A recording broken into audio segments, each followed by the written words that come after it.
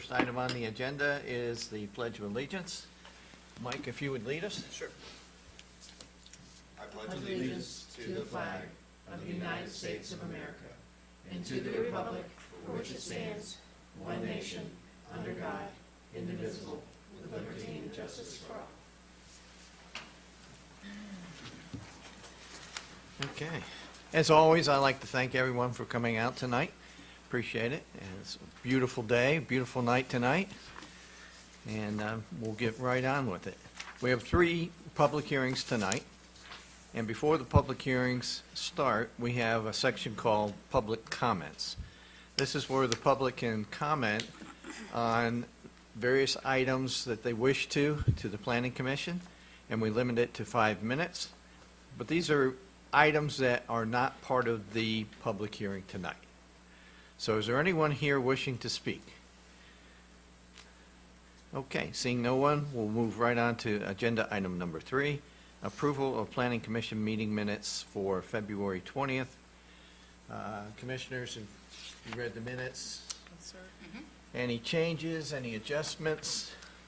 No, sir. None. Okay, seeing none, can I have a motion for approval? Okay, motion for approval. I'll second. All those in favor, say aye. Aye. Any opposed? Okay, moving right along. All right, now we're going to move into the agenda item number 4, the public hearing. We have 3 tonight. 2 are related, and most likely we'll take those 2, B and C, together. And that way it'll make it easier to discuss. Retta, that's usually how we try to do it. We'll take the vote, if there is a vote tonight, separately, of course, but we'll open it up to the public to share their thoughts on both items. Okay. So the first item here is a conditional use permit request by Howard M. Thornton Jr. and Gail W. Thornton, property owners, and PCKK Partners LLC applicant, to allow for the contractor's equipment storage yard in the General Business District B3 zoning district as property located at 520 and 540 Depot Street Northeast, identified as tax parcel 497-A-40, parcel ID 007903, and consisting of approximately 2.409 acres. The property is designated as downtown mixed use on the future land use map of the Christiansburg Comprehensive Plan. So if I can ask staff just to give us a little overview of this, and then we'll open it up to the public. Sure. Would you like me to Either stand way, there, either way, like you feel Caroline comfortable. usually does, or? I think here? everyone can hear you. Okay, And you have a okay. microphone, so I think Okay. that's why she goes there. All right. So, yeah. And tonight, part of our staff is absent, so I do ask that if anyone does speak, if they will please come up to the podium here and speak into the microphone, so that we are able to take accurate minutes, because it is very hard to hear unless you are close to a microphone. And for you all as well, if you'll try to Yep, speak into absolutely. the microphone. Exactly. Thank you. So the proposed property, the proposed CUP is located at 520 and 540 Depot Street. The applicant operates their business out of the adjacent office building, which is located below, which is Baseline Solar and Bell Electric. They are asking as a B3 zone property, which is general business, which it is necessary to request a CUP, conditional use permit, for the contractor storage usage. And so the applicant is seeking to be able to utilize the property for the expansion of their business operations and lease the proposed property for the on-site storage of vehicles essential for their day-to-day activities. So among those vehicles, there would be, examples would be mini excavators, skid steers, and other similar machines, which in your packet you should have pictures of examples of those. And so they are proposing to pave a 40 by 100 foot area designated for the vehicle storage. And they have now indicated, I think they had spoken with Andrew, that they would rather pave the lot and avoid fencing that area, which is permissible for that CUP, for a B3 zone property. Okay. And you may note that in the staff report, it does say that the applicant does request that the CUP cover any other tenants who might concurrently occupy the space. And for this, we only had one comment from an adjacent property owner prior to this meeting, and they voiced their concern about when opening the gate there on the property that being parked in the road, it causes a backup. So a little bit of congestion. Okay. So that's all for that property. And was that comment from someone who lived across the street on Depot? It is, yes. Okay. Well, thank you very much. Absolutely. All right, at this point, I'm going to open it up to the public. Anyone wishing to speak on public hearing item A, please approach the podium, state your name and your address, please. My name is Patrick Feit.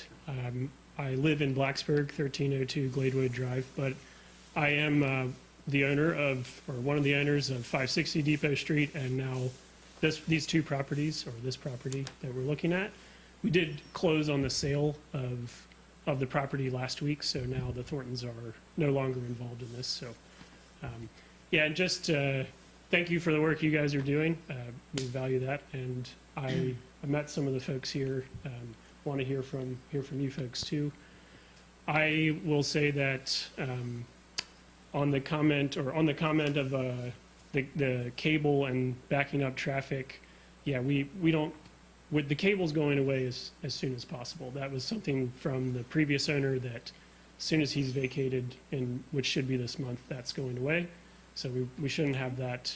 We shouldn't have that concern anymore. Yeah, and we aren't. We are primarily looking to use this property for the operation of our two businesses: a solar contracting business and electrical contracting business. And we just have more vehicles than we can put at the 560 property. Will also be safer for us coming and going with some of our trailers. So that's the kind of equipment that we will have there. It's not huge paving or mega excavator type equipment. It's smaller type equipment. So we don't have a lot of it. We have some of it. And we, like Retta said, we'd prefer to not do the fencing route just because it's logistically hard to work around. So the paving route seemed like a good option that we came up with in a preliminary meeting with Andrew Warren some months ago, and so that's why we have requested that option. We're open to other ideas too if that doesn't quite meet it, but that's why we proposed that. So yeah, thanks, and happy to answer any other questions from you guys or any other folks. Thank you, Patrick. And please stick around, and when we get into our discussion, then we'll go through it. So anyone else? Please state your name and address. Hi, I'm Mary Winfrey. I live at 555 Depot Street on the corner there of Depot and Schaefer, right across from the entrance there. Gotcha. And that was my comment about the entry and exit being locked. I'm pleased that will go away because that is, I believe, a safety hazard. I'm not really opposed to what they're proposing.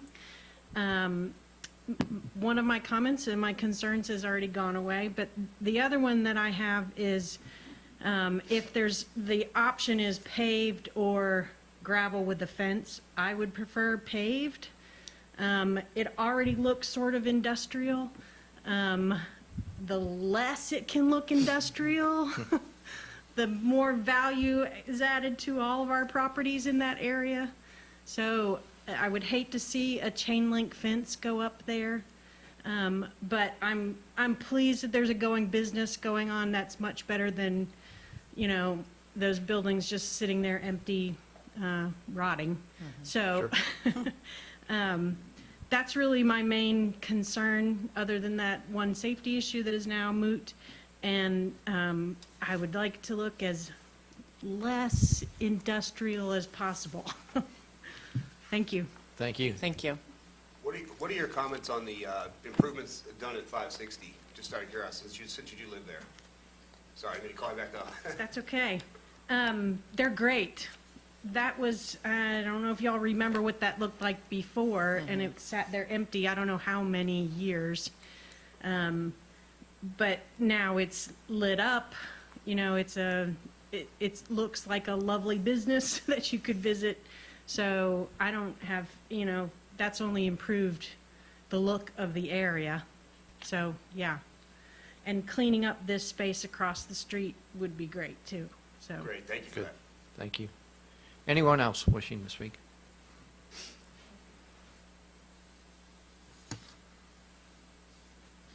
Hi, my name's Jeremy Curtis. I live at 505 Depot Street, just adjacent and across the street. Patrick, I do have to commend you and say thank you. Just as the resident of 555 had said, it looks great. Love the lighting. Voicing the concerns of being in the automotive industry, hazardous waste, I'd much rather see pavement go down, knowing there's hydraulic oil, equipment, bigger trucks that are worked hard. I'd rather see that than gravel and a fence. I do commend all the work that you've done at 560 and enjoy the lighting, but that is also one of the concerns of myself. Our bedroom window faces that property. So industrial lighting really could be a nuisance. So light pollution, noise pollution in the morning was another concern. I am very happy to hear that the chain is going down. That has been a safety concern for multiple different ways. I know the town has plans for Depot Street, and I think is a engineering nightmare as far as drainage and stuff, and widening that for the path going down to the depot station. And would love to see what you guys are going to do with that, along with Patrick, and hopefully collabing there. But more commercial, inviting would be greatly appreciated, and away from the industrial look. Well, thank you. Thank you. Thank you. Anyone else? Hi, my name's Andrea Jones. I own 525 Depot Street, right across the street. Large red building, it's an apartment building. My concern is, noise. I live, until very recently, we're now living back over Depot Street, but until recently, I lived up on 4th Street in Christiansburg. And every morning when I walked the dog, I heard the beep, beep, beep of trucks at the American Mulch business downtown. That's 8 blocks away from where I was living. Okay? I could hear it clearly, and I'm concerned with 6 a.m. in the morning, building, you know, having equipment moved around, beep, beep, beep, right across the street. I have tenants in that building, underneath in the 1st floor, 2 one-bedroom apartments. I get great rents now, but my concern is it's gonna make it harder for me to rent.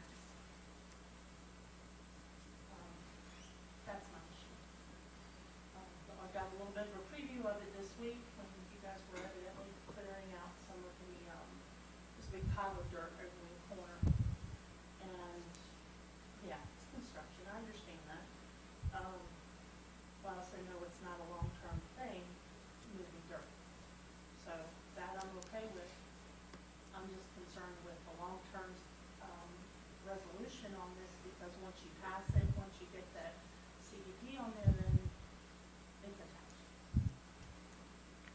Okay. So that's, Well, thank you. Thank you. Thank you. Anyone else wishing to speak on this? I'm not speaking for the answer.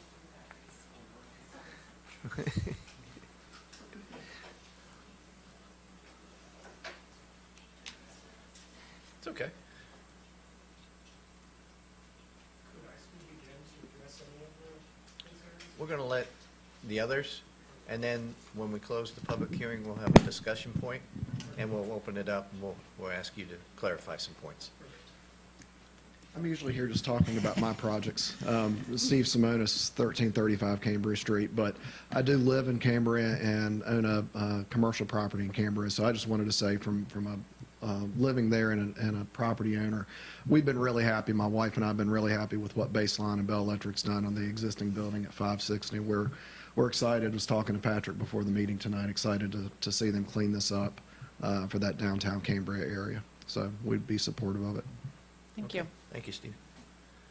All right, anyone else? Okay, seeing no one else, I'm going to go ahead and close this part of the public hearing.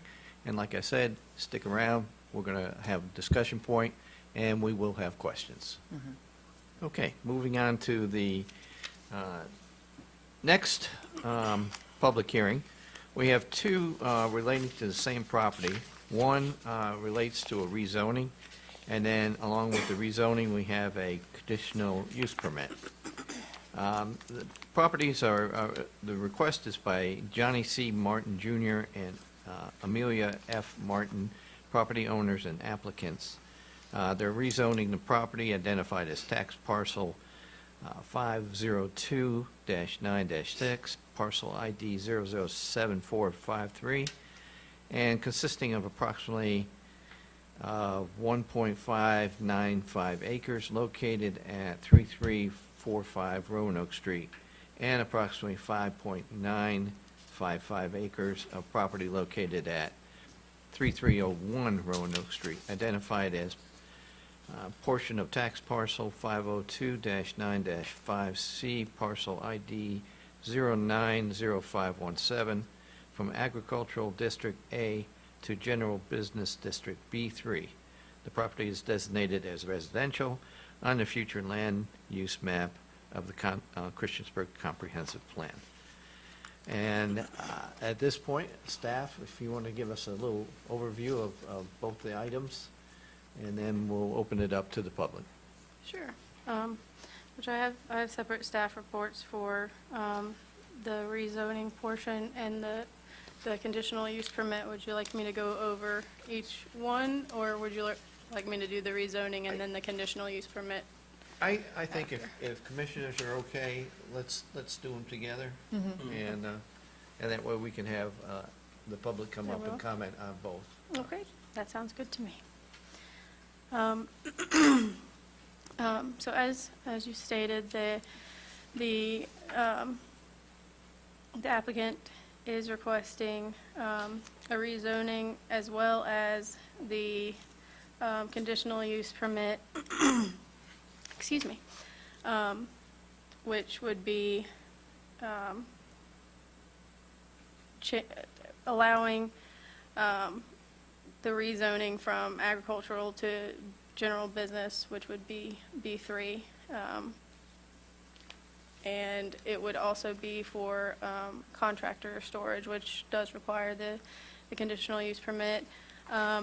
This applicant did provide a proffer statement, which is located within their application, which is on page 12, or you can also review those permitted uses that they have, or not permitted uses, but uses that shall not be permitted on that parcel in the staff report. So that is the overview of the staff report for the rezoning. And with that, we did get 2 calls and 1 email in support of this property with the conditional use permit and the rezoning. And then we received 1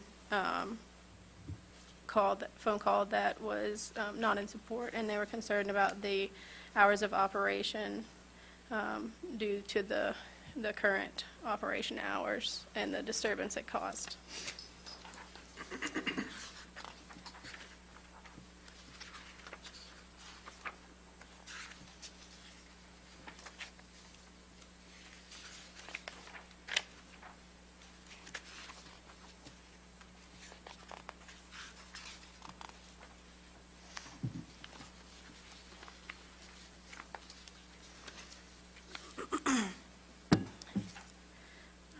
There was an existing conditional use permit provided to that property in February of 2010 for a contractor equipment storage yard. So this conditional use permit would be an expansion of that, which was previously granted.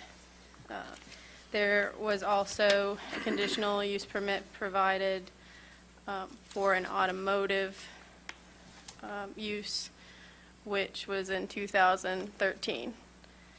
And the applicant would like to allow for those to remain. If you will review the staff report, number 6, they asked that all conditions approved in 2013 regarding the approval of the independent automobile dealer shall remain in effect, which all that was noted in that, since we could not provide you with a copy of that, would be that there was a limit to 15 vehicles on the property that could be for sale behind the chain link fence and 1 at the road. So they are just similar to the other applicant, asking to allow for contractor equipment storage yard. And they have provided an application with multiple pages detailing what it is that they wish to do. And they will, even though they have provided that application, they will still be required to go through the site plan process with the town if it's granted. Okay. Well, thank you very much. Absolutely. So at this point, I'm going to open it up to the public to speak on either point or point B and C together. Is there anyone present here who wishes to speak? Good evening. Steve Simonis with Balzer and Associates, 80 College Street here in Christiansburg. Thank you for the time this evening, Planning Commission. So as Retta explained, so two applications, 2 requests tonight, the rezoning for B3 and the conditional use permit. As she mentioned, in 2010, council agreed to a rezoning and a conditional use permit on this portion of the property. So Mr. Martin is actually out of town. He apologized for not being able to be here tonight, but is currently operating out of this and has been since 2010, out of this existing building here. His father actually runs the independent auto dealer shop that was granted in 2013. So if you all probably see JC's trucks up and down the road. He's a very respected businessman here in the community and a great contractor. We do a lot of work with him and have for many years. His company's grown quite a bit over the last few years, so the desire is to build a 20,000 square foot new building there that would house a 1,600 square foot office, and the remaining of it be garage-based space so that they could bring equipment in and out, do minor repairs and maintenance on. This isn't a heavy equipment repair shop.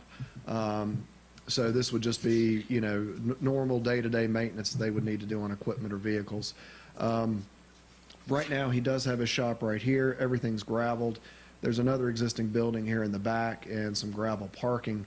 This actually goes down. This is one of the accesses into JC's residence. He's since sold this It's a large piece of property that goes well off screen here, but this actually is a driveway to that other piece and has since been subdivided off, I believe, since we submitted these back in February.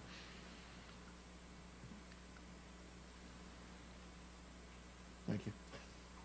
So this is our proposal. So the additional garage space you'll see right here, which again is just right around 20,000 square feet. The office would be in this area. The rest of it would be garage bay.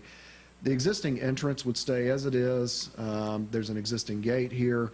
The rest of the property is discussed with the planning staff since we've submitted this application. Every area that they could possibly use as part of the contractor storage area would be fenced.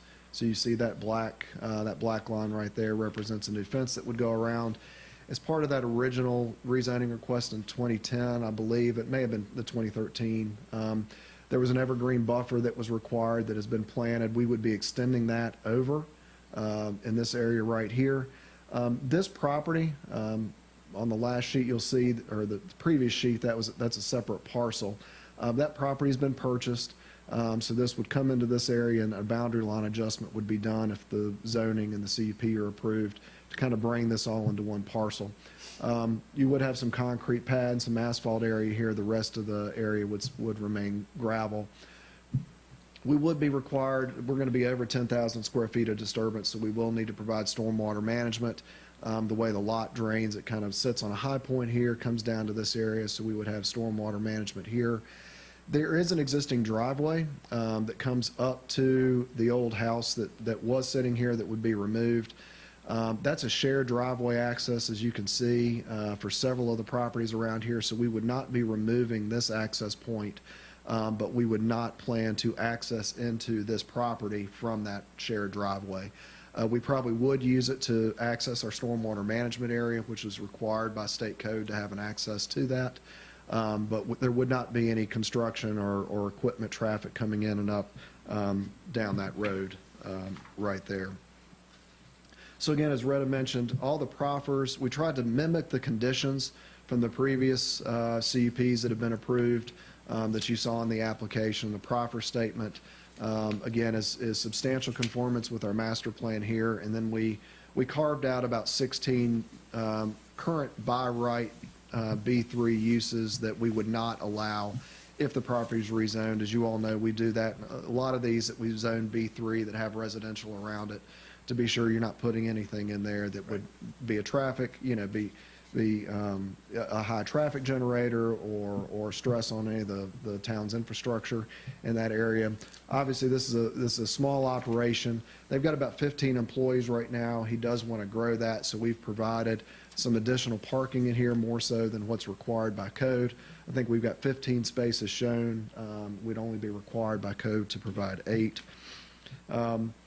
I was pleased to see pleased to hear Retta bring up that we had received some comments in support of the application. I actually had a neighbor stop by our office last week to talk to me about it and was in support, so he said that they'd be sending a letter to council. I'm not sure if they've sent that or not, if that's one of the ones you've received, but JC has said he's always had really good relationships with his neighbors, very open. They can come to him if they've had any problems. He's never, that he's aware of, had any zoning violations called in against him on this property, so he hopes to be able to continue to operate in the good manner he is now. Hours of operation are 7. I believe we had this in the application, 7 a.m. to 5:30 p.m. I believe from one of our last applications, if you all remember, it was the Carter, the Cat Machinery piece. That hours of operation came up, and I think it was clarified at that time. 7 a.m. is when the town's noise ordinance starts. So 7 a.m. is when they would plan to be working up there, that they would be getting their folks in and out of the shop. They do have, some of their staff do come in, park their cars there, pick up equipment, and go out to the job site. Others will actually go directly from home to the job site as well. So it's rare they're going to have 15 people all there at one time coming in and out of the site in the morning or in the afternoon. The project would be constructed in one phase. We talked about the evergreen buffer. The town code does require sidewalks in B3 with a site plan development to be installed along the public right-of-way. You can see here the existing entrance is fairly large here. we've gotten the application. With all the room that we've got, we will install sidewalk that, to the best of our ability based on town requirements in that area. It's just, you can see it's a real short little section of frontage on both sides. So we'll work with town staff as far as getting the sidewalks in there to meet code. There is sidewalk just further down, I believe, by Bear Dance. I think that was the last sidewalk that was put in. So there is sidewalk. It is getting there. So we're trying to fill in at least one of the little gaps. We would meet our 20% open space requirements. We talked about one access point, stormwater management. There would be a dumpster here on the property, so that would be screened per town code, but right here at the front as you're coming in. And the rest of it, we did look through as far as the comprehensive plan. All of this area back here does show as residential in the future land use map, but again, because it's been existing it is that existing use out there right now, and they have had a good relationship with their neighbors. We feel this, the addition of this garage here, if anything, it's going to pull some of his equipment indoors and not leave it outdoors. So we feel this will be a very minimal impact on our neighbors. And I think that's it. We talked about the conditions. And I'll just read them for the record. Contractor equipment material shall not be visible from Roanoke Street right-of-way. Applicant will install the evergreen buffer, 8 foot tall in height, staggered and 12 foot on centers. Waste petroleum products or chemicals are be disposed of property and not accumulate on the premises. Applicant will install a security fence around the storage portion of the property as shown on the master plan. That's that area we talked about right there. The approved CUP shall be only for the specific business described in the application, and the conditions approved in the 2013 regarding the independent automobile shall remain in effect. And I would be happy to answer any questions. If Planning Commission has them now, or I'll wait till later. Thank you, Steve. Anyone else wishing to speak on this item? Seeing no one? Nope. Oh. Please state your name and your address. Hi, my name is Maria Bailey, and my address is 3355 Roanoke Street, which my property is right in front of everything that's going on right there, right there. And my concern is that I already have concerns. There is a lot of traffic coming in there sometimes in all hours of the night, and I'm not sure how bad it's going to be afterwards, after all of this other stuff goes in. So I was not aware that this was going on until I saw the sign right in front of my house. So to me, this is very concerning that I was not made aware. So hopefully, I'm not sure what's going to happen, but I'm not very happy with what's going to happen around my house. Okay. Thank you. Okay, anyone else?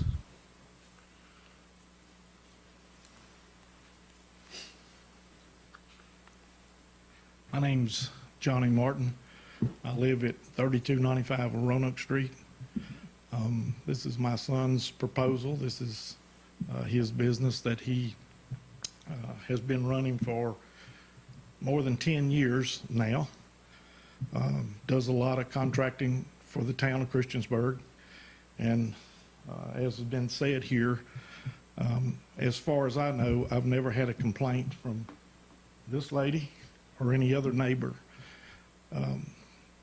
They do not work at night. The only traffic that comes up that road now is me and my family. We live there and we share the same entrance. So yes, there's about 15 employees. He generates a livelihood for people and pays a lot of taxes to the town of Christiansburg. And I just want to speak in that if there had been any disturbances, any complaints with me as I run that business there, I'm not aware of them.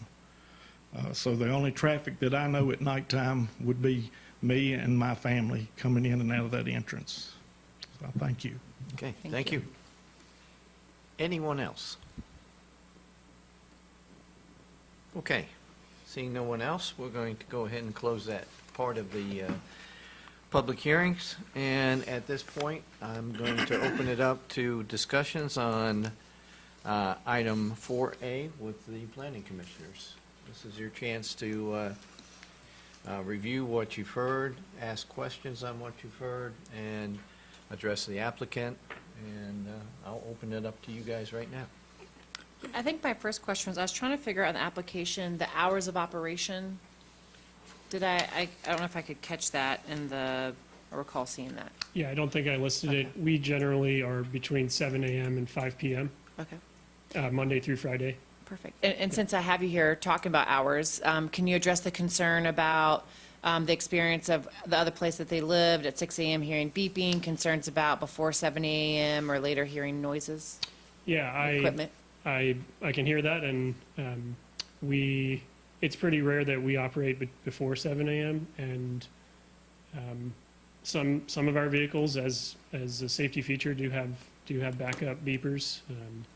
So that may happen. The dirt removal right now is kind of part of the sale that's happening, and the former owner is clearing that out. So that will be gone and done with soon. So sorry that. Yeah. Yeah. Yeah, I hear that, and we won't be making any more noise than we need to. Just kind of the comings and goings. That we've actually been there since November in the 560 building, and our employee parking has been primarily at the 520 and 540 Depot Street buildings. So if what you have been experiencing since November is likely what you will continue, or likely what you will experience. So if that has been disturbing, let me know and we can try to do something about that if we can. But if it hasn't, that's kind of what you should expect, I guess, or what's to be expected on the noise front. Thank you. I have a question while you're up there also. Sure. I heard good things and bad things about the lighting. Good things, it looks really nice. Bad things, it might be shining in some bedroom windows. That's good things for the 560 property and bad things for the 540 property. Gotcha. Yeah, so on the lighting comment, we have only, as of last Wednesday, come to own this parcel, so we haven't been able to do anything about the lighting there yet, and I do think it is much more industrial and kind of bright there, so I think we're not wanting to make a lot of light pollution either, so I hear that comment about light coming in your windows, and I don't have a lighting plan just yet for the property, but it's not going to get more bright than it is now, and we'll see what we can do about toning that down a little bit, if that's coming right in your window. So, yeah, hear that concern. The other comment I had on the noise, we were discussing Carter business moving in and them backing up in the hours of operation. Mm-hmm. To the extent that I'm just assuming, and maybe you can clarify, the equipment's most likely going to be backed in and ready to go at 7 o'clock, so you're most likely going to be pulling out. The beeping noise is more going to be at the end of the day where you're coming back in, reorganizing your equipment. I could take that as a softball. I think that's kind of. I would say that would have been my kind of recommendation. true, I think it's a nice I mean, in question. full disclosure, trucks have to pull in and back up. I mean, in the morning and in the evening. Yeah, So okay. Okay. I don't want Fair to be enough. misleading there. Mm-hmm. So yeah. Maybe the recommendation being there, the things that can be backed in the evening, if that's possible, knowing that some things might have to happen in the morning, but the less beeping that's possible at 7 a.m. Yeah, we can certainly try to adopt that as a practice, and a lot of those trailers we do try to back in because it's just easier to Pull and park go. them in that way. Sure. So Sure. I think that we can try to adopt that as a general philosophy. Okay. Yeah, and the one other comment I think, if I can, was about the pavement, keeping the kind of oils and things that might leak out of things out of the ground. I hadn't really thought about that, but that's positive too. A little easier to clean up if there are messes, so we're okay with the pavement idea. I will say, I did, as a planning commissioner, I appreciate hearing the support for the pavement instead of the fencing with the gravel. I wasn't sure what the community and the neighbors would think about not having that fence, but it sounds like for those of you who did speak to that, the paving without the fencing would be preferred. So that's helpful information, at least for me as a planning commissioner, to consider that. Agreed. And if I remember the property, I didn't go by today, but from the road, Depot Street, doesn't it go down a little bit? So it's almost hidden a little bit down in there. You see the buildings, of course, but, Yeah, the grade, it climbs up as you kind of head to the left on the screen there. So by the time you're there, you're about at the roof height probably of Gotcha. that main building. right. So you get above and get a view of things. So Yeah, a I fence will wouldn't note- do a whole lot. Yep. Yeah. That's my point. Yeah. There was some comments too about less industrial and more commercial or softer look, and we're going to be cleaning up things there. The former owners are still in the process of cleaning their stuff out, so we're going to be addressing and making it look nicer for sure. I think it helps I drive by 560 a lot, and have looked at that building for different things, and so it does look really nice, and I know people comment about how good it looks, so I think that is helpful in the situation to know what you have done with the property that you're in care of. I think it's hopeful to know that you're purchasing this property now, that something similar would be there, and it sounds like the neighbors are happy with what they've seen with 560, and so would be hoping for something similar for the new property, in alignment with what you're trying to use it for. Yeah, we don't have I'm glad you like it. We spent a lot of time on it. We don't have a major renovation planned for this property. We do plan to demolish the two left buildings that are kind of in disrepair. The ones under 540, sorry, to the right. I said left, but I meant right. So those are really, they're going away as soon as we can. And just, we're not planning a major renovation like we did at the current building, but we do have some immediate cleanup plans and just tuning it up, making it look better. So, Okay. Commissioners, any further questions? I would just want to check the conditions, make sure I understand them and make sure that but otherwise I don't have any concerns. I think I've discussed everything I needed to discuss. Staff, are we missing anything here? That we should be aware of?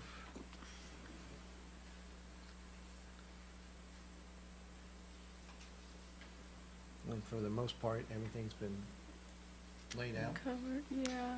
I will say, I just want to comment, I do appreciate the pictures of the equipment. That's one conversation we always have as commissioners of like, tell us exactly what you're looking at. So if you got insider information on providing that, nicely done. Also appreciate the like smile. We definitely like seeing smiles. I forgot, I neglected to take a picture of our lift, which is kind of a tow behind. It's a lift to use to get up on rooftops.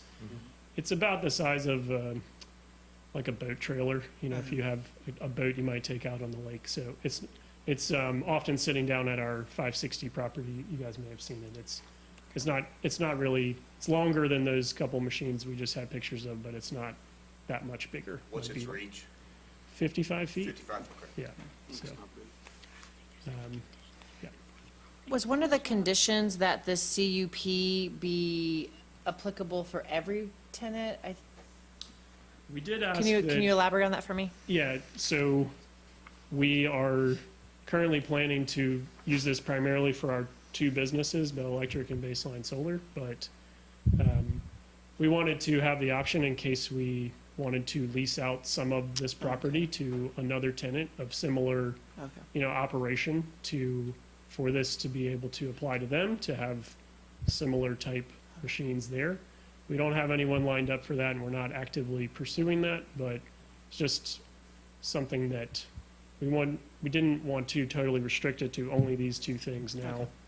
If we have to, okay, we can hear that, but we wanted to leave that open to not like huge amounts, something different or something way different than this, but just to leave it open for us as a way to help just meet our expenses and pay our bills if someone else wanted to rent there. Thank you. Sure. Yeah. Okay. Commissioners, are there any other yes, ma'am. Can we ask questions at this point? Sure. I think that one of my questions is, The podium. I'm Wendy Nestor, I live at 505 Depot. Okay. And I guess one of my questions is, how many pieces of equipment will be coming in? And if you're aware, it sounds like it's still a little vague. Also, the types, I must have missed the pictures, I'm so sorry, but, you know, I'm thinking still diesel engine warm up in the morning before they leave at 7. I don't know if that's applicable. Also a concern of, I think the magnitude of where this can be growing. I think that's the main question I have. Sure. How many trucks are there going to be there? Oh, and that was the other question. From what I gather now, since you've been there since November, this is an assumption, is all the equipment that you're using in the residential, in your business lower portion, and you've got the parking of the employees right now in the upper portion because of the zoning, or is it just going to flip-flop? And is there any additional equipment that's off property that's going to be coming in once you get accessibility to the new lot? Those are my questions. Great questions. Okay. Yes, so that was how many pieces of equipment? I believe we have less than 10 now. I think we have 6, something in that range. So this size space is probably, I think we figured we could fit 10. I think we based this around fitting 10 machines, something like that. Maybe it was 20. I think 20 feet deep and 10 feet. It was in, I can't remember exactly, but we have fewer than 10 now, and we're not looking to. We don't have more than that, like stashed off site to come back home, and the kind of the non-machines, the trucks, kind of our work trucks, we're planning to keep down at 560, where they generally have been primarily now. And our personal vehicles will be more up at the 540, 520 property. That's the current plan. We just kind of walk back and forth. And our trailers, which are a lot easier to kind of put up at 520 and 540 just to pull in, and it's easier and safer than when we have a tighter lot down there at 560. So we have been trying to operate with the machines more down at 560, but we've kind of, some of them have been parked up at 520 in the meantime. Yeah, I think we don't have a lot more than what you're seeing really already. And it's kind of, maybe we'll put a few more things up there. I think the lift we've kept down at 560, and we might park that up at 540. So it's kind of been looking like what it will continue to look like, if that answers that question. So does that Thank you. answer the question, or Do you any have a more projected clarification? growth in the next couple of years, or Oh, boy. that's hard, right? Yeah, on growth, we're not planning to grow more than we are now. Yeah, and we have about, between the two companies, about between 25 to 30 people total.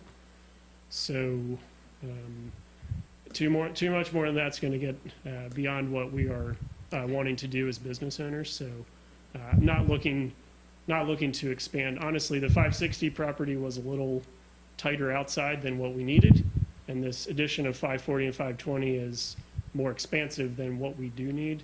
But we're not planning massive expansion into it. We'll just use it. We'll have extra space, and we'll see what else comes along. So. And the other clarification was the hours of operation starting at 7, meaning that the diesel trucks will not be fired up at Right. So, any earlier than 7 o'clock. yeah, we can make that as a condition. It's pretty rare that we are starting before 7. So yes, these things they're not incredibly loud. They do make some noise, kind of like a truck, like a diesel pickup truck. I mean, we have one of those, so a lot of times we just take our trailers and machines and leave. So there's not a lot of warm-up time happening there necessarily, but more when we get to a job site to actually use them. But we can certainly put a 7 a.m. cutoff in as a requirement in there Sure. if need be. Sure. I have a question. On lighting, the fact that that does dip down quite a bit off of Depot Street, Mm-hmm. is it possible to put the lights on the roof and aim them down? Or some kind of a shade on them so they wouldn't go over that rise? I think that's certainly possible. We tried to do more down lighting than up lighting to to limit the light pollution in general. So, yeah, what's there now is not necessarily what will be. It's kind of what we've inherited here.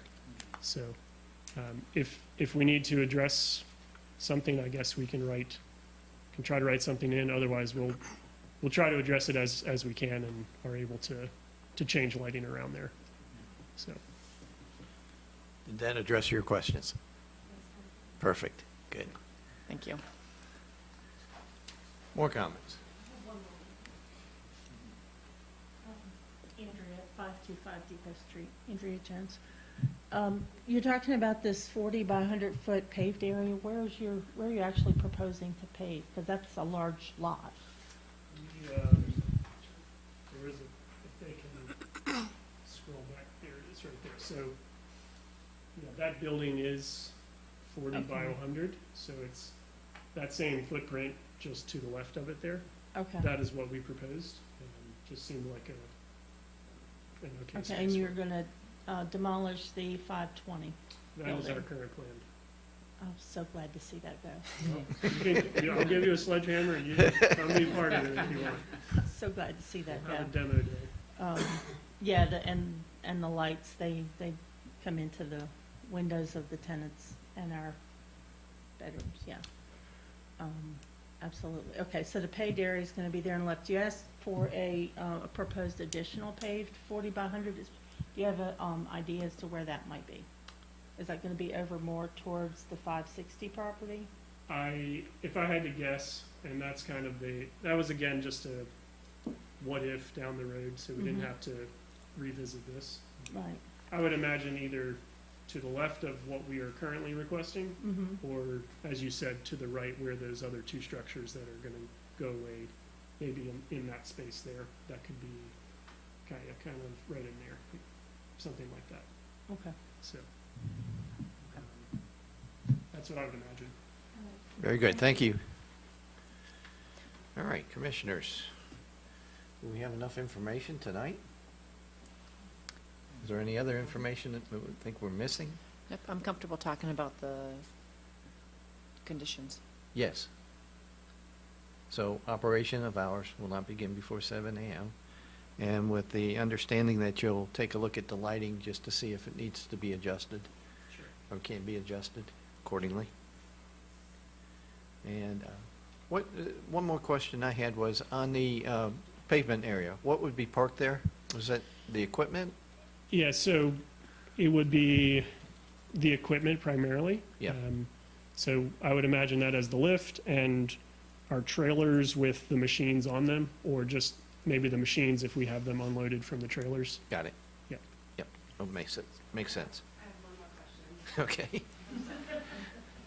This kind of just feeds into the whole community, but I've written a few times about the asphalt sidewalks that are in the area, and I know that you all must be transitioning between your two properties or the same property, and it's really cumbersome and dangerous. And I don't know if you all are aware of that, but I'm bringing that up because that section of Depot has been a concern, and I've written about it twice. And we've rolled our ankles off of the sidewalk, and I'm just letting you know that I'm very curious about the construction of the road there, and for your all safety and our safety as the residents across, a proper sidewalk in that area. So I'm going to push that to staff, and maybe you can give us some feedback on that. Yes, sir. Okay. So at this point, are we ready to take a vote tonight, or is there something that we would rather push back and? Do we need to put in the condition about that we're fine with the paved lot in place of gravel and a fencing? It's in the application, but does that need to be a condition of the CUP? You can just state that you're fine with it. It is acceptable in our code, so. Okay. And also, your question from earlier, the portions, which I think somebody else mentioned, the expansion, so during the current or the request for the CUP, the allowance for another 40 by 100-foot paved area, also the allowance for the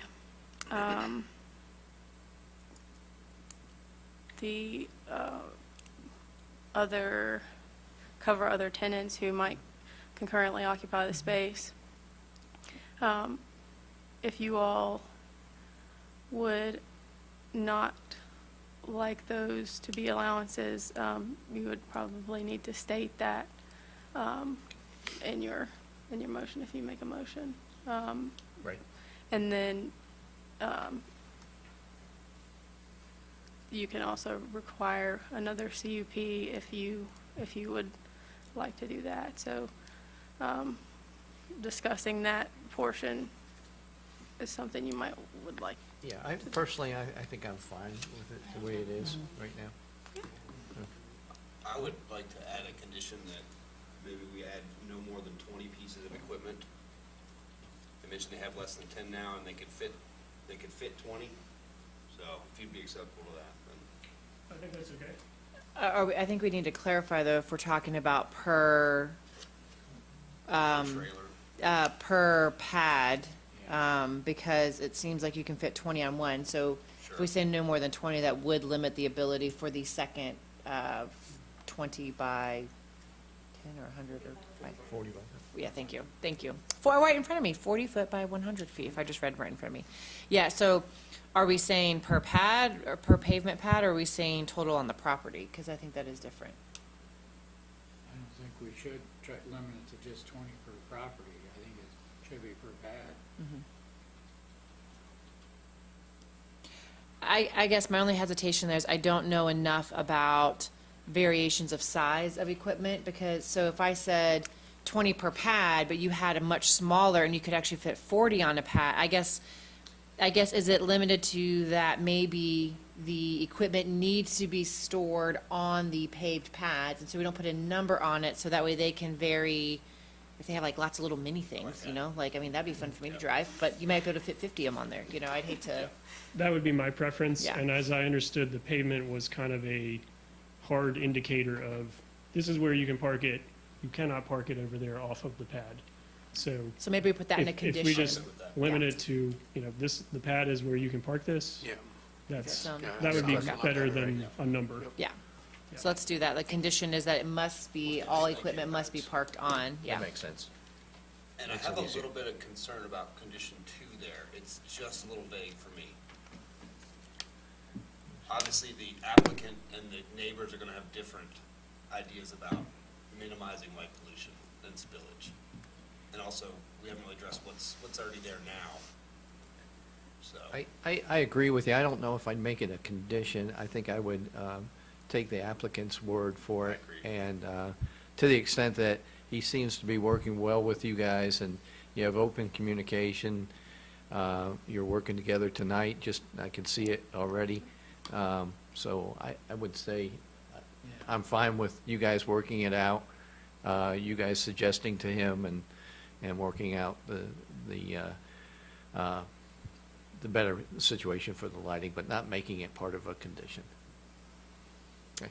I would agree with that. I would say if y'all do disagree with our recommendation, it will go before town council. So if you're still concerned between now and the time that it gets to town council, after more conversations you all have had, that's a place where you can say that you'd want that condition added in. So we're not the final say tonight. We're making a recommendation to town council. So that's a place, if you're, as the weeks progress, you feel like it's heading in a different direction, you can bring that up there. Absolutely. And the other thing I want to mention is we're a little lenient here on the planning commission. Typically, when you close the public hearing, that's it for the public. And we like to hear from the public, and they have good questions, and it may be questions that they didn't think of ahead of time. So to that point, when you go to council, make sure you guys have all your questions ready, because they're not going to let you speak again after you go up. So get your questions right and do your homework. So otherwise, we're just going to go by the facts. We're going to give a recommendation to council. They're going to be the ones that make the final decision. What's the motion supposed to be? So we can make it. So, Are we good with the conditions, any adjustments to the conditions? I think those two are good. I think we have them up there. We covered Would someone be so kind as to read them out loud, just to make sure my eyes are reading? Operation hours shall not begin prior to 7 a.m. All equipment must be parked on their pavement pads. No, we have had in other contractor storage yard, we've had time limits, we've had start and end. And I think in also the other CUP that's in front of us tonight, also I think has a start and end time. Do we also want to do an end time so not before 7 a.m.? Do we want to do not past? We've done that before. You say no? What do others think? I'm open to it, and I'm looking at the applicant now to the extent that your hours, I think you've stated, are 7 to 5 or 5:30. It's pretty rare that we are there after 5. It does happen occasionally, so I think we can agree to a written 7 a.m. to 5 a.m. or 5 p.m. and maybe 6 p.m. I'd say I'd probably give a buffer. I would say 5:30. Or if it's 7 to 7. 7, okay, 7 p.m. 7 to 7. What? So 7 a.m. to 7 p.m. I think it gives a that'll cover- buffer. Yeah, Yeah, that's I perfect. think it's more than fair. Yeah. yeah, Yeah. yeah. Yeah. That's great for us. Okay, we'll do a 7 a.m. to 7 p.m. And that way, I mean, it sounds like you won't have it, but that also gives a little bit of opportunity for our community members. If they start hearing things consistently at 10 o'clock at night, it's now in writing, so they have a place to come and bring up that concern. It sounds like there's been not really any issues, but I would like to just make sure that everyone's protected. Perfect. Okay. So, we have a couple conditions up here. They've been read out. Do I have a motion to approve the CUP tonight with the following conditions? I make the motion. Do I have a second? Second. All those in favor, say aye. Aye. Any opposed? Very good. Congratulations. All right. And make sure you guys go to the public hearing with town council.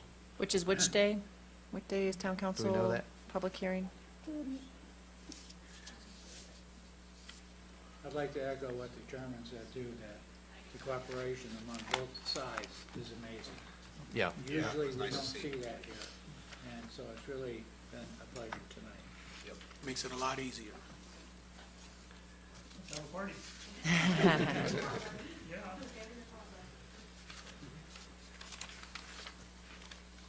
Another question is, you offered her a sledgehammer.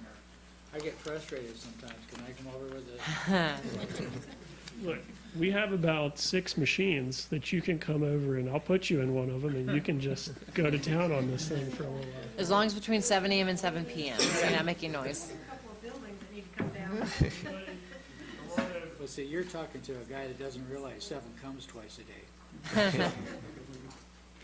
Okay, now we're going to move on to, and those of you that are here for the first item on the public hearing, you're May welcome 14th. to leave, or you're welcome to stay. Thank you. And May 14th, I think, is a town council, so be aware of that. Thank you. Thank you all. Okay, moving on to open discussion on the other 2 public hearings, item B and C. Commissioners, I'll open it up to you guys right now. I appreciate, oh, sorry, Felix, please go. I was gonna say, you mentioned that you hear noise. Is it, yes. You said you mentioned that you heard noise in the Yes. evening time? Yes, What was- trucks, like big dump trucks or heavy equipment coming in and out. And this gentleman said that they only do it throughout the day. That's not correct. They do it on weekends, Saturdays, Sundays, And I've ever been woken up in the middle of the night, like about 2 or 3 o'clock in the mornings, because of the noise coming through, Okay. with the big trucks coming Well, through in and out. Here's the good thing about a CUP, is that it states the hours on it, and it states what can be done. And if it's not being done properly, and there are trucks operating at night, the CUP can be taken back. Okay. And that's what I was gonna get at, I mean, the hours of operation for, is this what, 7 to 5:30? So, once we have the conditions inside the CUP, it's pretty much set in stone. That's what I was getting at, so So you basically. can make a complaint, is what they're saying. If this is what's agreed to by town council, and you do hear something after hours, then you can call the planning department and make a complaint. And it should get corrected after that. This is all new to me. Yes, that's okay, that's why we're here. And the same thing, like the applicant has suggested the following conditions, all those conditions are part of the CUP, so they need to be followed. Okay. And staff, don't let me say anything I'm not supposed to say. That is true. If they're outside the parameters of what they requested, if approved, then they're in violation, so. And so I think you'll see that, right now, I believe there are 6 conditions on here, and I do not see hours of operation being one of them, or noise, so you'll see us add that condition in tonight. So anytime you have a concern, you can come to our meeting or town council. That's our job, is to help educate and understand the community needs. So we are always a place for you to come ask questions. I appreciate that. Mhm. Thank you. Thank you. Oh, and it has business hours. Okay. And Steve, this sits back pretty far off the road, doesn't it? It does. Yeah. Because I drove by and I was afraid to go too far up the driveway there. You hit Mr. Martin's house, yeah. I know if Mr. Martin had a shotgun or anything, you know. I wasn't gonna. Kids in my car, I I was wasn't not gonna about chance it. Yeah, so, yeah, it does sit well up there at the top of the hill. And I will reach out to JC when he gets back in town and ask about what Ms. Bailey's asked about Very tonight. good, yeah. But again, we did ask him before we submitted as far as what his hours of operation, because we know that always comes up. So it's, we had it in the text, we did not have as a condition, but we're certainly okay if we want to put that, or planning commission wants to put that as a condition tonight. And if the hours were 7 to 5:30, would a 7 to 7 also seem fair with a buffer in there in Oh, case sure, needed? absolutely. Okay. Yeah, absolutely. How about, we were just discussing it because we were slowing down on that section of the road and it's 55 miles an hour. Is there a safety issue there with trucks coming out, and I'll open it up to you, sir, too, coming out onto that road? I know it's not that busy of a road, but it is 55 miles an hour there, and I know when I was pulling out, you're coming off of gravel, and you better time it pretty. It's the gravel piece of it, yeah. I mean, because you do have good sight distance both directions right there, so you've got plenty of distance to see at that 55 miles an hour. But yeah, when you're hauling a big trailer, you've got to be careful coming in and out. And that's the issue. Well, it's not the issue. You know, the way JC's been operating right now. I mean, I'm not aware of any traffic accidents or anything that have been caused. So he's used to coming in and out and his staff is coming in and out of there with their equipment. So they're not planning to beef up and really grow their equipment fleet. It's really having this garage space and some more room for them to keep some of that equipment inside and be able to work on it inside and not out in the weather. Yeah, I'd say that would improve the appearance, but you really can't see it from the road Right. anyway, so.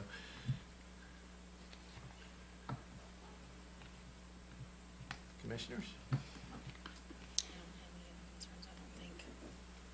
I don't What- have anything else written down except the hours. Was there a comment about, I feel like there was something about bringing in the prior conditions? Are those listed here now?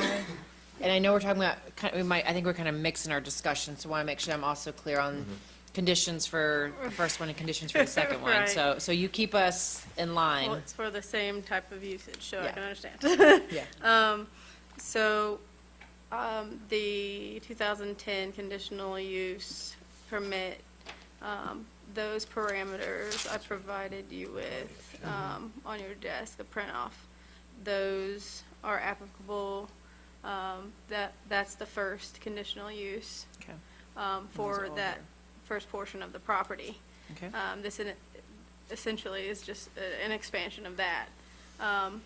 The other in 2013 was for the independent automobile dealer, Right. which that was to limit the vehicles on the property for sale behind the chain link fence, only allowing 15 behind there and then one at the road. That was the only additional parameter. And is that automobile dealership operating today? Yeah, I believe that Mr. Martin, he operates that. Okay. And can we look at the map and you can show me where the one vehicle and the 15 vehicles would be parked? So everything right now, so the one vehicle could be parked up at the road within this property. It would have to be on this piece, not on the other piece of Mr. Martin's property. So it'd have to be somewhere up in this area. And then anywhere back behind the gate, you know, any of those other 15 or 14 cars could sit. And on the conditions that you had asked about, the first three that we have listed are the three from the original, and then 4, 5, and 6 are the new ones we added. I see that. Thank you.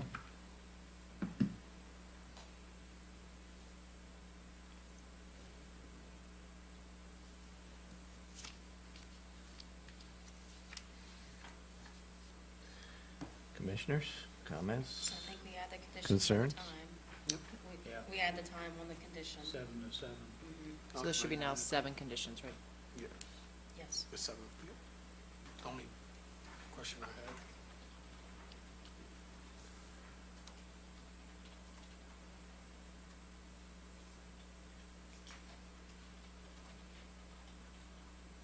And that's the only one we would add to it then? That's the only thing I have. Okay.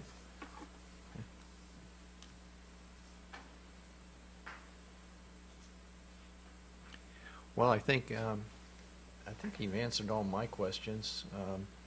We heard your concern tonight, so we will check into that.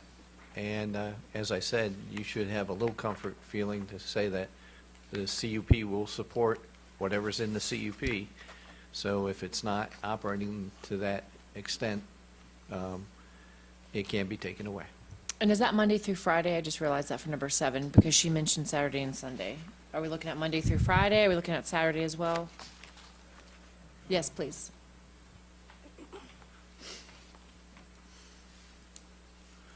My name is Johnny Martin. I live at 3295 Roanoke Street. I've lived there for 42 years. It was my grandfather's property before that for over 40 years. But we do emergency digging for towns. And there are times that they call us on Saturdays and Sundays that we go out, but we go, it's one piece of equipment with 2 people in it. We don't, our hours are, yes, Monday through Friday. But we do remove snow for Target here in town and the furniture plant down in Elliston, Row Furniture. So when it snows, which has been rare the last 3 years, So true. but during those, and we do for the state, a rest area down at Ironto for the state. So when it does snow, when they call us out, we do go out. That is in the wintertime, on those occasions, but normally, no, it's Monday through Friday, and that's our operating hours, except when people call us that require us to go out. Okay. Sure. Okay. Thank you so much. I appreciate that clarification. So how would we want to word that? We had an exception for emergency and snow removal operations. I feel like those could be verified. If a town's calling them out, you know, the planning department can call and verify that. Could be other like you said, the other authority too, so maybe we need to word it so that it's any government authority that calls them out. But it's not just government Yeah, authorities but that are calling Target. them out, though. Also Target, you know. I think, I'm not sure how I would say it, normal operating hours are like we have described it, with the exception to additional required services on weekends, Yeah. something to that extent. Same situation. Yes. Most of those hours are commercial. We do very little personal. It's commercial, it's businesses that call us. Double lighting, we're on their list to do their repairs along with other businesses here. So it's commercial properties that we've been out to. And there have been situations too, on private construction sites, you have a storm event on a Friday night and, a silt fence gets blown over or something gets washed out and the contractor has to, by local and state code, respond to that immediately, especially if there's a public safety. So I think Mr. Martin said it, those normal operating hours are Monday through Friday, but I wouldn't want to limit it to just a public authority or something like that, because there are things that pop up the contractors have to be able to respond to quickly. Could you call those emergency needs, emergency services on the weekends and evenings? Yeah, because that doesn't Is keep it a them from fair working. I mean, it just keeps them from working there at their shop. If they've got, if they're working on a job site somewhere and they've got their equipment there and their staff is, just driving straight to the job site, it's not keeping them from working. It's just keeping them from operating out of their shop and moving equipment in on the weekends. So I think, yeah, Jennifer, I think you could say, emergency, some sort of an emergency situation. Weekends and evenings?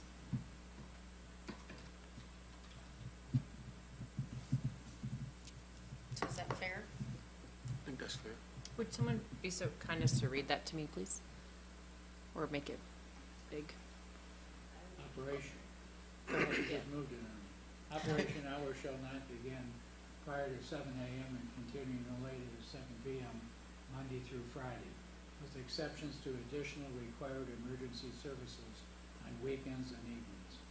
Okay, so I just want to make sure that if a citizen is like, look, for the last 5 weekends, I've had trucks at 2 a.m., they can call the town, and the town can then call the company and say, hey, have there been emergencies at 2 a.m. for the last 5 weekends? And maybe it's Snowmageddon, so maybe the answer is yes. But I just want to make sure that we word it in a way that is honored to the business needs, but gives a citizen the right to ask the questions. And do we feel like that does that? Maybe the statement should be in there, verifiable. Additional required emergency services, weekend verifiable emergency services. Then you get into the problem of who's verifying it. I mean, the rally is, you're going to ask the tenant, you're going to ask the owner to say, like, hey, we've had this question come up, I think the way it's worded now gives them the right to challenge it when it comes up. And I would add one word, normal operating hours. Agreed. That way it's clear.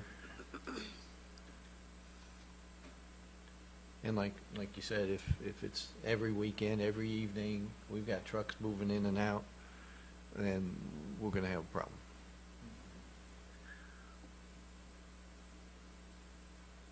You guys satisfied with that? I am. Okay. I feel good. Same thing goes, this will go to council, and there's other things you can think of. And again, my fair warning is, have your ducks in a row to present to council. And so with that, I will entertain a motion. I'll make a motion to approve the conditional use permit with the now 7 conditions as stated. Are we voting on them separately or together? Oh, that's right. I'm sorry. Sorry. So, that's true. So, given that the first one is the rezoning, We do need to have a motion on the rezoning, to the extent that we do have clarification on there. Thank you for bringing that up. That's perfect. With the following exceptions, by moving it to a B3, the following exceptions would not be permitted, and I'm not going to read through them. I'll let you guys read through them all. To that extent, if you guys are satisfied with the way it's written now, may I have a motion to approve the rezoning? Well, I think they should be able to put a brewery there, because that's closer to my home. Is that a no, Tom? Are you investing? Okay, can I have a motion to approve the rezoning as stated with the following items as noted under point 2? I'll make the motion to I'll approve second. as stated.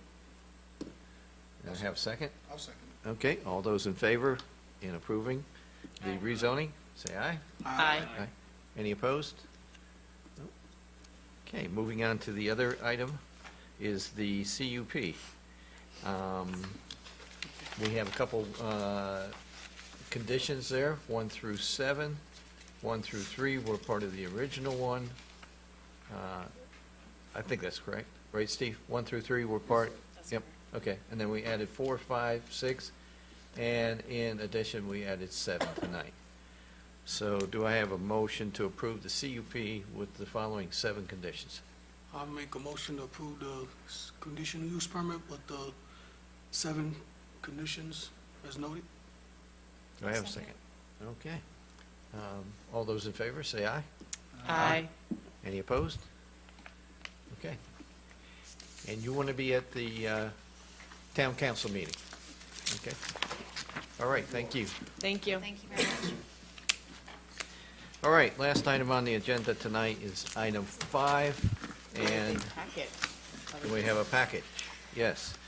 And I'm going to turn it over to staff right now to let us know what's going on. I did. I provided you with a packet.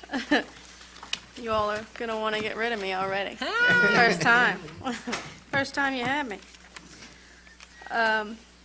So you now have all the definitions that come with our zoning ordinance here. However, I have gone through, there's 2 definitions of, to note, which are homestay and then there is primary residence. The reasoning would be, at the last town council meeting, it was requested that if you all would look into the possibility of altering, or have a consideration for altering the requirements for homestays. There had been a request by Ed Blackford to allow Airbnbs, homestays, to be able to be in accessory structures. And then Councilwoman Hicks also mentioned maybe trying to look into allowing for the resident not to have to live on that property. So they technically wouldn't be the resident. But, so that whomever owns the property, they wouldn't have to live there. On the second to last page of your packet, I've highlighted under the use regulations, there's A and C. That is where it is stated, the dwelling shall be the primary residence of the host occupant, as it exists, Airbnb or anything of the like. The person must live there to be able to rent it out. Do we know what the other localities are doing? We changed these, and I don't Yeah. remember when. We did. I remember being part of making this many, many years ago when Okay. Airbnb first, or homestays first came about. Can we look in, because we looked at Radford, no, we looked at Blacksburg. Blacksburg. I'm Blacksburg. pretty sure we looked at Salem or Roanoke as well. Yep. I would like to see what they are currently using. Absolutely. I am not a fan of having this not be a primary residence. Okay. Yeah, me neither. That's gonna ruin your neighborhoods, and I'm not a fan. So I would like to see if the other areas have evolved, and if so, what are they doing right now? Okay. I don't know that I have an issue with accessory structures on the property, but I would But agree. most zoning doesn't allow. Oh, that's what I'm saying. So that's what I'm saying. Like, I don't have an issue with the people who have them currently, because most people cannot add an accessory structure to their property. Correct. So I don't know that I have an issue. I like to see what other folks are doing, but I don't know that I have an issue with allowing that, because right now it's prohibited. But to your point, if we say take away primary residence, that means all these houses that are on the market that people are trying to, well, not all, the problem is there's not a lot. The few that pop up, people are gonna buy them up to rent them out, and that does change the dynamic for short-term versus long-term. So I would agree, I like to see what other municipalities are doing. So maybe I'm being a little naive here, but, so what this is saying that you cannot have an Airbnb and rent it out unless it is your primary residence. You live there more than 50% of the year? And it's in your primary residence. So if I have Right. like a walkout basement or a bedroom, but let's say I have a little in-law suite on my property that's not attached, I cannot currently rent that out as an Airbnb. Correct. So what about all the homes, secondary homes that are owned today that are rented out That's a good as question. Airbnbs? Because I know we I don't know have, how you check that. I don't know how you do either. Mostly mean, you rely guys on can. complaints. We mostly rely on complaints, and then we'll use the Airbnb site to verify those complaints. Oh, and okay. the other thing is, I think, if I go back in time, one of the items was you have to report your house as an Airbnb, and you have to pay taxes on that. It's a registration. Yeah. Okay, so the registration requirement, right. So to that extent, you will know If it's done correctly. Yeah. if it's a Airbnb, They should be. Now, yeah, as they to should be paying determining transient tax. whether it's their primary residence, I think that was your point. How do you know that they're actually living there so many days of the year, and so on and so on, without looking at their tax returns? Right. Yeah, and that's okay. why the primary resident, that's why I highlighted that as well, so that you could see what we define primary residence as, because it's all a little convoluted, so we'll,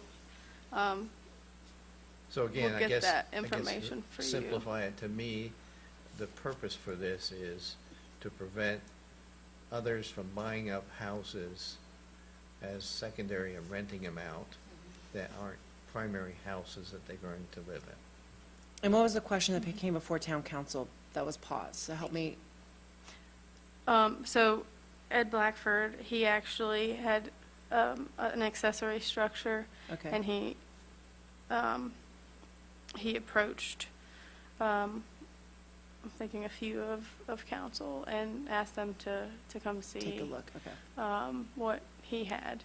And so they wanted to see what you all thought about maybe allowing for those in the accessory structures. But then also wanted to check in to allowing for it to be in a home or a unit that is not the primary residence of the host. Because here's the situation, right? So let me just make it. So if I were to keep my house and buy another house in the area, and in the county, if my house was in the county, I could Airbnb it out every single day, as many times as I wanted. But in town, the only way to really rent it out would be either full-time or, didn't we put like a limit To how many days? How I know many- different Yep, yep, yep. Municipalities did have how many days? How many, I thought there was something, there, I thought there, so that way, if I keep my house in town, right now, I am not permitted to use that as a homestay. I have to use it as a, long-term rental, which, do we have a definition of what's considered? Like, We- like we what would do be somewhere. short-term versus Yeah. long-term?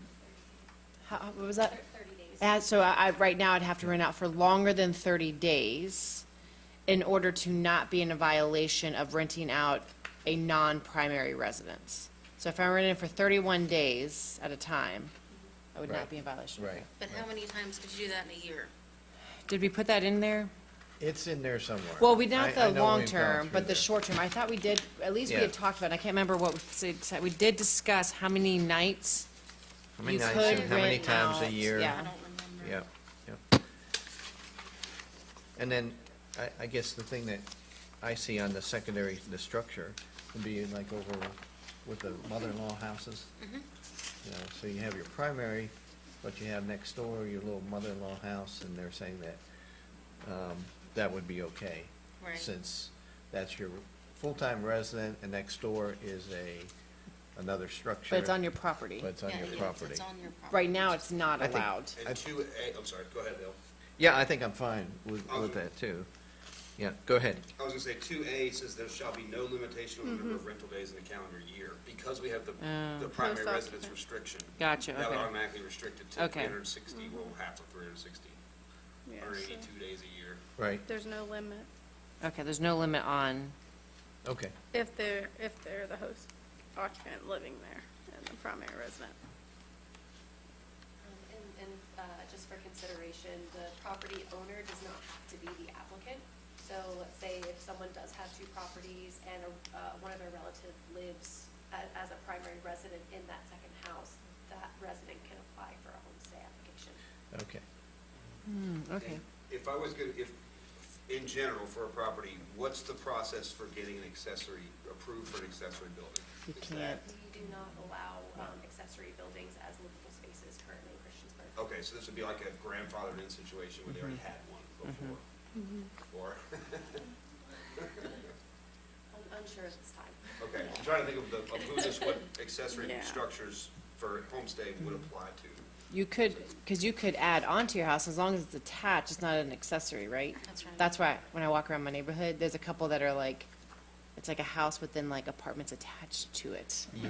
I'm like, clever, now I know why you did that. There are very, very few in town. Okay. Yeah. I mean, this is like me taking my shed and putting electricity and saying like, come on over, guys. I'll bring water out to you. But That I- one becomes a building official. Right. Yeah, But I have seen them where you have a non-attached garage, which may have a large those are older. upstairs Those attic. Those are not, they're not new. Those are ones that have been there for a long time.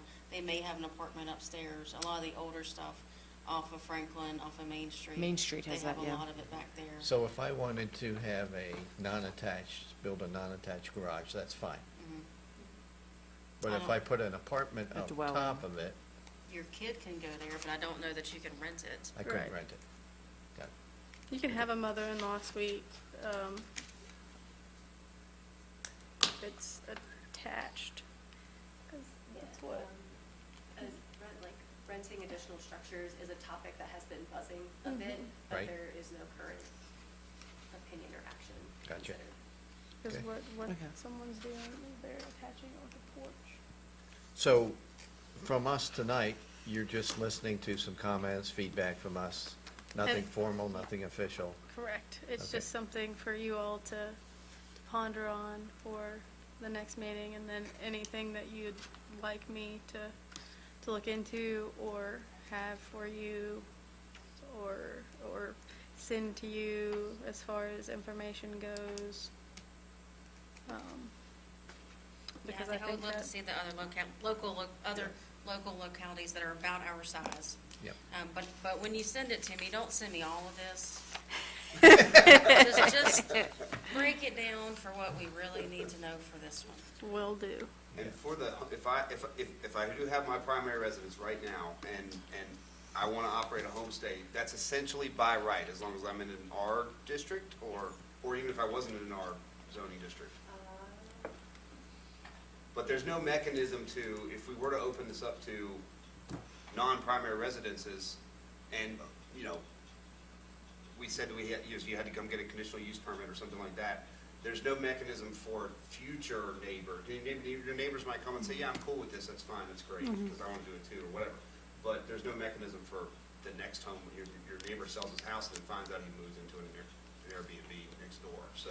Right, So right. that's something I'd be concerned about. Right. And the condition is usually different when you have an Airbnb versus you live there. Right, How you right. take care of your property is different. Yeah, I want to see, instead of just, going and register with the finance department, you know, if we're going to allow it for non-primary residences, I want there to be some kind of mechanism for the neighbors to give input and that kind of thing, so. Sure. Yeah. Makes sense. Okay. Well, thank you, and welcome. Thank you. Yes. Thank you very much. You guys both did a great job tonight. Well, thank you. Nothing like throwing you into the fire on your first night. Might as well. On behalf of Caroline, there should be a comprehensive plan subcommittee meeting this month. That's right. That should be the 15th. 15th. So because you took action tonight, there might not be a planning commission meeting, but there would still be that comprehensive subcommittee meeting at 5:30? 5:30. And on that note, I What day heard, was that again? I'm sorry, what day? The Tax 15th. day, Yeah. or the tax 15th. day was told the 18th. and on that note, I heard that we had over 900 responses to our survey, which is She was aiming for 1,000, incredible. She came really close. That's great. Could be, but no. Is that a council subcommittee, is that? No, Or is it's a planning commission. Oh, subcommittee, okay. Yep. Yeah, And, she's planning to have a lot of information coming from those surveys, so it'd be really great to have as many Right. attendees as possible. Perfect. okay, And you are welcome to participate in yes, that. I'm sorry, I meant to say it. That would be at 5:30, correct? Is that when we meet? Yes. Thank you. Any other issues, commissioners? Concerns, comments? Where is it?